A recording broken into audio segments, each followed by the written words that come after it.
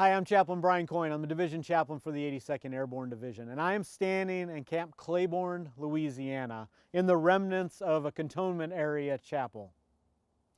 Now, at the eve of World War II, only 17 posts in the Army total had even a chapel for them. But in March of 1941, Congress appropriated over $12 million to build 604 chapels within the next 6 months to support the mobilization of the United States Army for World War II. Now, these chapels were built in camps, post stations all over the country, just like Camp Claiborne, Louisiana. And right here at Camp Claiborne, which was the first home of the 82nd Airborne Division in World War II, there were 17 chapels here. And chapels were authorized per regiment, or about 4,000 soldiers would get a chapel. And so there was chapels along with every regiment up and down the main streets here at Camp Claiborne, Louisiana, as they trained soldiers for the war. These chapels were simple. They were white. They looked just like many churches that were scattered around the country and soldiers would have been familiar with. They seated about 300 in this main sanctuary area, and a balcony in the rear could seat another 57. They were outfitted with organs and all of the accoutrements of worship. But there was a difference to these chapels, is that they were built to provide for service members of all faiths.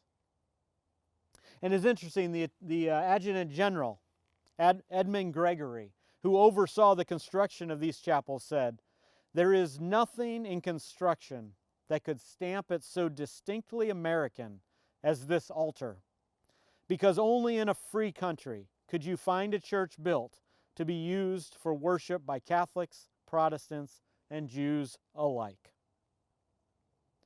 At the dedication of the first cantonment area chapel in Arlington, just across from the tomb of the unknown soldier, the Chief of Staff of the Army, General George Marshall, said, "We are determined to have a clean Army, morally and physically, and these chapels are a contribution to that end."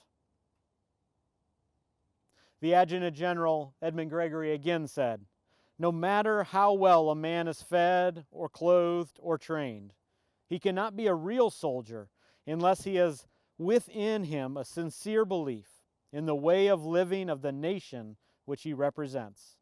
Nothing will contribute more to that belief than the opportunity for every man to worship as he chooses."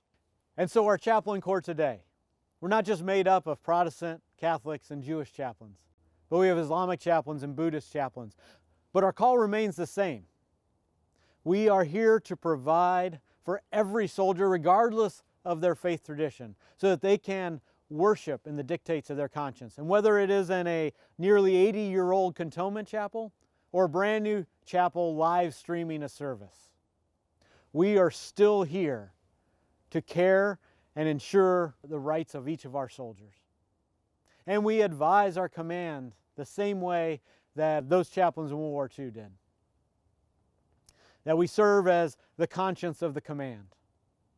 And we spiritually prepare soldiers for the day of battle.